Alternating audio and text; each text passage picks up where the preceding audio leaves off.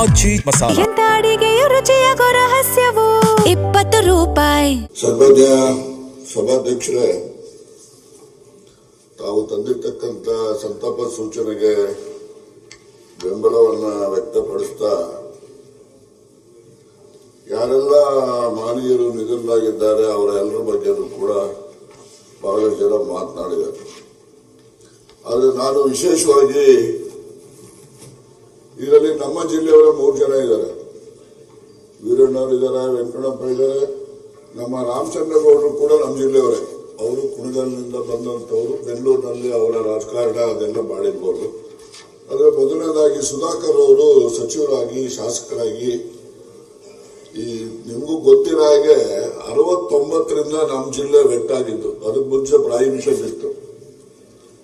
ಯಾವಾಗ ನಮ್ಮಲ್ಲಿ ಪ್ರಾಹಿಬಿಷನ್ ಅನ್ನ ತೆಗೆದ್ರು ಆಗ ಇವರ ಚಿಕ್ಕಪ್ಪ ಜಯಣ್ಣವರು ಇವ್ರನ್ನೆಲ್ಲ ಕರ್ಕೊಂಡ್ಬಂದು ನಮ್ಮ ತುಮಕೂರಿನಲ್ಲೇ ಅವ್ರ ಬಿಸ್ನೆಸ್ ಅನ್ನ ಸ್ಟಾರ್ಟ್ ಮಾಡಿದ್ರು. ಆಗ ನಾವೆಲ್ಲ ಹತ್ತಿರದಲ್ಲಿ ನಾವೆಲ್ಲ ಕಾಲೇಜಲ್ಲಿ ಸ್ಟೂಡೆಂಟ್ ಲೀಡರ್ಸ್ ಇದ್ದು ನಾವು ಆಗಿದ್ದನ್ನು ಕೂಡ ಅವರ ಚಿಕ್ಕಪ್ಪ ಜಯಣ್ಣವರು ಅವರು ಶಾಸಕರಾಗಿ ಚಳ್ಳಕೆರೆಯಿಂದ ಬಂದಂತವರು. ಇವರು ಕೂಡ ಚಳ್ಳಕೆರೆಯಿಂದ ಮೊದಲು ಶಾಸಕರಾದರು, ಆಮೇಲೆ ಚಳ್ಳಕೆರೆ ರಿಸರ್ವ್ ಆದ ಮೇಲೆ ಹಿರಿಯೂರಿನಿಂದ ಶಾಸಕರಾದಂತಹದ್ದು. ಮನುಷ್ಯ ಅವ್ರ ಎಂತ ಶತ್ರು ಇರಲಿ, ಅವ್ರಿಗೆ ಏನಾದ್ರೂ ಮಾಡಿ ಅವ್ರ ವಿಶ್ವಾಸಕ್ಕೆ ತೆಗೆದುಕೊಳ್ತಕ್ಕಂಥ ಒಂದು ಕಲೆ ಸನ್ಮಾನ್ಯ ಸುಧಾಕರ್ ಅವರಲ್ಲಿ ಇದ್ದದ್ದನ್ನ ನಾನು ಹತ್ತಿರದಿಂದ ನೋಡಿದ್ದೇನೆ, ಹತ್ತಿರದಿಂದ ಗಮನಿಸಿದ್ದೇನೆ. ಅವರು ಜಿಲ್ಲಾ ಬ್ಯಾಂಕಿನ ನಿರ್ದೇಶಕರಾಗಿ ಚಿತ್ರದುರ್ಗದಲ್ಲಿ ಆಯ್ಕೆಯಾದಂತಹ ಸಂದರ್ಭ, ಅಧ್ಯಕ್ಷ ಆದಂತಹ ಸಂದರ್ಭ, ಮತ್ತೆ ಅಪೆಕ್ಸ್ ಬ್ಯಾಂಕ್ನಲ್ಲೂ ನನ್ನ ಜೊತೆ 20 ವರ್ಷದಿಂದ ನಿರ್ದೇಶಕರಾಗಿ ಅವರು ಇದ್ದಂಥದ್ದು. ಇವೆಲ್ಲವನ್ನು ಕೂಡ ನೆನೆಸ್ಕೊಂಡಾಗ ಯಾರೋ ನಮ್ಮ ಕುಟುಂಬದಲ್ಲೇ ಒಬ್ರು ನಾವು ಇವತ್ತು ಕಳ್ಕೊಂಡಿದ್ದೇವೆ ಅಂತಕ್ಕಂಥ ಭಾವನೆ ನನ್ನಲ್ಲಿ ಬರ್ತದೆ ಅಂತಕ್ಕಂಥದ್ದನ್ನು ಹೇಳಲಿಕ್ಕೆ ಬಯಸ್ತಾ, ಹಾಗೆಯೇ ವೀರಣ್ಣವರು ಅವರು 83ರಲ್ಲಿ ಕ್ರಾಂತಿ ರಂಗದಿಂದ ಅವರು ವಿಧಾನಸಭೆಗೆ ಬಂದಂತವರು. 83 ಮತ್ತೆ 85ರಲ್ಲಿ ಅವರು ಬಂದಂತದ್ದು. ಬಂದ ಕೂಡಲೇ ಅವರು ಡೆಪ್ಟಿ ಸ್ಪೀಕರ್ ಆಗಿ ಆಗ್ತಾರೆ ಸನ್ಮಾನ್ಯ ರಾಮಕೃಷ್ಣ ಹೆಗಡೆ ಅವರ ಕಾಲದಲ್ಲಿ. ಅವರು ಮುಖ್ಯಮಂತ್ರಿ ರಾಮಕೃಷ್ಣ ಹೆಗಡೆ ಅವರು ಒಮ್ಮೆ ಸ್ಟೇಟ್ ಮಿನಿಸ್ಟರ್ಗಳೆಲ್ಲ ತೆಗಿತಾರೆ. ಅದರಲ್ಲಿ ಸಿದ್ದರಾಮಯ್ಯನವರು ಒಬ್ಬರಿದ್ರು. ಆಗ ಸ್ಟೇಟ್ ಮಿನಿಸ್ಟರ್ಗಳನ್ನ ತೆಗೆದಂತ ಕಾಲದಲ್ಲಿ ಆಗ ವೀರಣ್ಣವರು ಒಬ್ಬರನ್ನ ಉಳಿಸ್ಕೊಳ್ತಾರೆ. ಇವರು ಹಣಕಾಸಿನ ಸಹಾಯಕ ಸಚಿವರಾಗಿರ್ತಾರೆ. ಇವರು ಸಣ್ಣ ಉಳಿತಾಯದ ಬಗ್ಗೆ ರಾಜ್ಯದಲ್ಲಿ ಒಂದು ವಿನೂತನವಾದ ರೀತಿಯಲ್ಲಿ ಜನರ ಜಾಗೃತಿಯನ್ನ ಗೊಳಿಸ್ತಕ್ಕಂಥ ಕೆಲಸವನ್ನ ಮಾಡಿರ್ತಾರೆ. ಹಾಗಾಗಿ ಇವರು ಸರಳ ಸಜ್ಜನ ಮನುಷ್ಯ. ಕೆಲವೊಮ್ಮೆ ಸಿಡುಕ್ತನ ಇದ್ದಂಥದ್ದು ಇದ್ದೇ ಇತ್ತು ಅವ್ರಿಗೆ. ಆ ಸಿಡುಕುತನ ಇಲ್ಲದೆ ಇದ್ರೆ ಅವ್ರನ್ನ ಇದುವರೆಗೆ ಯಾರು ಯಾವ ಎಲೆಕ್ಷನ್ನಲ್ಲೂ ಸೋಲ್ಸಕ್ಕಾಗ್ತಿರ್ಲಿಲ್ಲ, ಮತ್ತೆ ಅಧಿಕಾರನೂ ಕೂಡ ಅವ್ರಿಗೆ ಹೋಗ್ತಾ ಇರಲಿಲ್ಲ. ಏನಾದ್ರೂ ಕೂಡ ಜನಪರವಾಗಿ ಇದ್ದಂಥವ್ರು. ವಕೀಲರಾಗಿದ್ದಾಗಿಂದಲೂ ಕೂಡ ನೋಡಿದೀವಿ. ಹತ್ತಿರದಲ್ಲಿ ಇವರು ಮೊದಲು ಒಂದು ಹೈಸ್ಕೂಲಲ್ಲಿ ಮಾಸ್ಕ್ ಆಗಿ ಪ್ರಾರಂಭ ಮಾಡಿದಂಥದ್ದು. ಆ ನಂತರ ವಕೀಲರಾಗಿ ತುಮಕೂರಿನಲ್ಲೇ ಅವರು ಪ್ರಾಕ್ಟೀಸ್ ಮಾಡೋದಂಥದ್ದು. ಕೊರಟಗೆರೆ ಕ್ಷೇತ್ರದಿಂದ ಅವರು ಚುನಾವಣೆಗೆ ಸ್ಪರ್ಧೆ ಮಾಡೋದು. ನಾನು 2004ರಲ್ಲಿ ನಾನು JDS ನಿಂದ ಸ್ಪರ್ಧೆ ಮಾಡಿದ್ದೆ. ಬಂದು ಬೆಳಗಾವಿ ಕಾನ್ಸ್ಟಿಟ್ಯೂನ್ಸಿಗೆ, ನಿಮ್ಗೆಲ್ಲ ಗೊತ್ತಿರೋ ಹಾಗೆ. ಅವ್ರ ಮನೆ ಮತ್ತೆ ಅವ್ರು ಇರ್ತಕ್ಕಂಥ ಊರು ನನ್ನ ಕ್ಷೇತ್ರಕ್ಕೆ ಬರ್ತಾ ಇದ್ದಿತ್ತು. ಅನ್ನದುರ್ಗ ಹೋಗ್ಲಿ, ಕೊರಟಗೆರೆ ತಾಲೂಕು. ಆ ಮನುಷ್ಯ ನಮ್ಮ ಹತ್ರ ಬೇರೆ ಎಲ್ಲಾ ರೀತಿಯಲ್ಲೂ ವಿಶ್ವಾಸ ಇದ್ರೂ ಕೂಡ ನೀನು ಆ ಪಾರ್ಟಿಗೆ ಹೋಗಿ ಸೇರ್ಕೊಂಡ್ಬಿಟ್ಟಿದ್ಯಾ, ನನ್ನನ್ನು ಕೇಳಬೇಡ, ನಾನು ಓಟು ಕೊಡೋದಿಲ್ಲ, ಕೊಡ್ಸೋದು ಇಲ್ಲ ಅಂತೇಳಿ ವಿರೋಧ ಮಾಡ. ಹಾಗೆ ಒಂದೇನಾದ್ರೂ ಮನಸ್ಸಿನಲ್ಲಿ ಒಂದು ತೀರ್ಮಾನ ತೆಗೆದುಕೊಂಡ್ಬಿಟ್ರೆ ಅದನ್ನ ಯಾವುದೇ ಕಾರಣಕ್ಕೂ ಕೂಡ ಅದನ್ನ ಬದಲಾಯಿಸಲಿಕ್ಕೆ ಆಗದೆ ಇರ್ತಕ್ಕಂಥ ವ್ಯಕ್ತಿತ್ವವನ್ನ ಉಳ್ಳಂತದ್ದು ಸನ್ಮಾನ್ಯ ವೀರಣ್ಣವರು ಅಂತಕ್ಕಂಥದ್ದು ನಾವು ಸ್ಮರಿಸೋಣ. ನಾವು ವೆಂಕಟಣ್ಣಪ್ಪನವ್ರ ಬಗ್ಗೆ ಹೇಳ್ಬೇಕು ಅಂತ ಹೇಳಿದ್ರೆ, ನಮ್ಮ ಒಬ್ಬ ಹಿರಿಯ ಅಣ್ಣ ವೆಂಕಟಪ್ಪ. ಅವ್ರಿಗೆ ತೋಳ ಅಂತ ಎಲ್ಲರೂ ಕರ್ಕೋಬಹುದು, ಏನ್ ಬೇಕಾದ್ರೂ ಕರ್ಕೋಬಹುದು.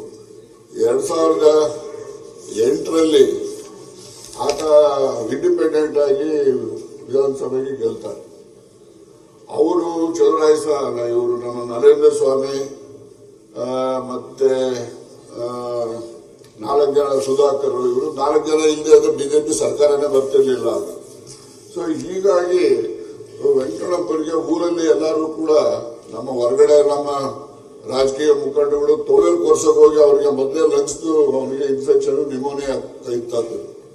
ಅಲ್ಲಿ ಹೋಗಿ ಕೂತ್ಕೊಂಡು ಅವ್ರಿಗೆ ಸ್ವಲ್ಪ ಉಸಿರಾಡೋದು ತೊಂದರೆ ಆದಾಗ ಅವ್ರ ಮಗ ವೆಂಕಟೇಶ್ ಅವರು ಶಾಸಕರು ಇಲ್ಲೇ ಇದ್ದಾರೆ. ಅವರು ಹೋಗಿ ಅವರನ್ನ ನಡಿ ಆಂಬ್ಯುಲೆನ್ಸ್ ಅಲ್ಲಿ ಬೆಂಗಳೂರು ಹೋಗೋಣ ಅಂದ್ರೆ ನನಗೇನಾಗುತ್ತೆ ಆಂಬ್ಯುಲೆನ್ಸ್ ಅಲ್ಲಿ ಹಾಕ್ಬೇಕು ಅಂತ ಕಾರಲ್ಲೇ ಕೂತ್ಕೊಂಡು ಬಂದಿದ್ರು. ಕಾರಲ್ಲಿ ಹೇಗಾರಾಗ್ಲಿ ಇರ್ಲಿ ಅಂತೇಳಿ ಡಾಕ್ಟರ್ ಒಂದು ಆಕ್ಸಿಜನ್ ಸಿಲಿಂಡರ್ ಕೂಡ ಇಟ್ಟು ಕಳಿಸಿದ್ರೆ ಅದು ಗೌರಿಬಿದನೂರು ಹತ್ರ ಬರುವಷ್ಟೊತ್ತಿಗೆ ಅದ್ರಲ್ಲಿ ಆಕ್ಸಿಜನ್ ಕೂಡ ಖಾಲಿಯಾಗಿ ಅವರೇ ಸಾವನ್ನ ಅವರೇ ತಂದುಕೊಟ್ಟಾಗೆ ಆಗಿದೆ ಅಂತಕ್ಕಂಥದ್ದು. ನಾನು ಅವಾಗ ದೇಶದಲ್ಲಿ ಇರ್ಲಿಲ್ಲ, ಬೇರೆ ದೇಶದಲ್ಲಿ ಇದ್ದೆ. ನನಗೆ ಸಾವು ತಿಳಿದ ಕೂಡಲೇ ನಾನು ಒಂದೇ ದಿವಸಕ್ಕೆ ವಾಪಸ್ಸು ಬಂದು ನಾವು ಎಲ್ಲ ಅಂತ್ಯಕ್ರಿಯೆಯಲ್ಲಿ ನಾವು ಭಾಗವಹಿಸಿದಂತಹದ್ದು. ಮತ್ತೆ ನನಗೆ ನಮ್ಮ ಮನೆಯಲ್ಲಿ ಯಾರು ನನಗೆ ಬುದ್ಧಿ ಹೇಳ್ತಾ ಇರಲಿಲ್ಲ. ನನಗೆ ಬುದ್ಧಿ ಹೇಳ್ತಕ್ಕಂಥ ಸ್ವಾತಂತ್ರ್ಯ, ಅವರ ಹಿರಿತನ ನಾನು ಸದಾಕಾಲ ಗೌರವಿಸ್ತೇನೆ. ಮತ್ತೆ ಅವರಿಂದ ನಾನು ಎಷ್ಟೋ ಒಳ್ಳೆ ಬುದ್ಧಿ ಕಲ್ತಿದ್ದೇನೆ ಅವರಿಂದ.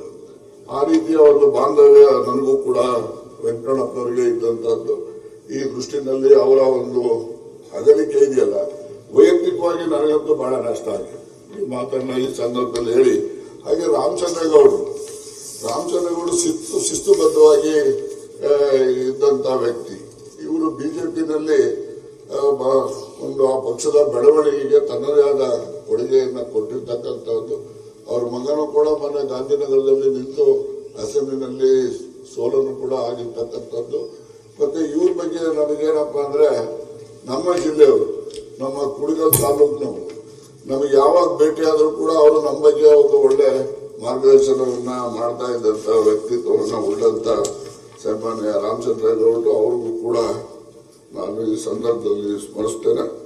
ಮತ್ತೆ ಶ್ರೀನಿವಾಸ ಐನವ್ರ ಬಗ್ಗೆನೂ ಕೂಡ ಅವರು ವಕೀಲ ವೃತ್ತಿನಲ್ಲಿ ಕೆಲಸ ಮಾಡ್ತಕ್ಕಂಥದ್ದು. ಅವರು 70 ವರ್ಷಗಳ ಕಾಲ ವಕೀಲರಾಗಿ ಕೆಲಸ ಮಾಡಿರ್ತಕ್ಕಂಥದ್ದು. ಕುಡಿಯುವ ನೀರಿನ ಬಗ್ಗೆ ಹೆಚ್ಚು ಆಸಕ್ತಿಯನ್ನ ವಹಿಸಿದಂತವರು ಅಂತೇಳಿ ನಾನು ಈ ಸಂದರ್ಭದಲ್ಲಿ ಹೇಳಲಿಕ್ಕೆ ಬಯಸಿ. ಪುಟ್ಟರಂಗನಾಥ್ ಅವರು ಕೂಡ ಬಹಳ ಸರಳ ಮನುಷ್ಯ.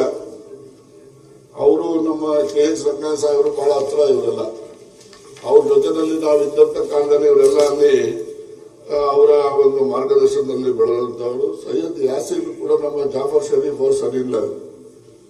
ಇವರು ನಾನು ರಾಯಚೂರು ಜಿಲ್ಲೆಗೆ ಒಂದು ಸರಿ ಚುನಾವಣೆಗೆ ಬಂದಾಗ, ಪಕ್ಷದ ಚುನಾವಣೆ ಬಂದಾಗ ಯಾಸೀನ್ ಕೂಡ ಅಲ್ಲಿ ರಾಯಚೂರಿನ ಪಟ್ಟಣ ಏನಿದೆ ಅಲ್ಲಿಂದ ಒಬ್ಬ ಕಾರ್ಯಕರ್ತರ ಕೆಲಸ ಮಾಡ್ತಾ ಇದ್ರು. ನಂತರ ಅವರು ಶಾಸಕರಾಗಿ ಬಂದಂತದ್ದು. ಸಾರ್ವಜನಿಕರ ಬದುಕಿನಲ್ಲಿ ಅವರು ಕೂಡ ಸಾರ್ವಜನಿಕರ ಪರವಾಗಿ ಕಾಳಜಿಯನ್ನ ಉಳ್ಳಂತ ವ್ಯಕ್ತಿ ಅಂತೇಳಿ ಈ ಸಂದರ್ಭದಲ್ಲಿ ಹೇಳಲಿಕ್ಕೆ ಬಯಸಿ.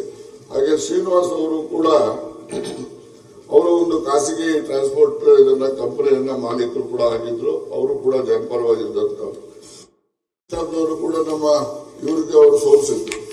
ಯಾರಿಗೆ ಈಶ್ವರಪ್ಪನವರಿಗೆ ಒಂದ್ಸರಿ 99ರಲ್ಲಿ ಸೋಲಿದಂತದ್ದು.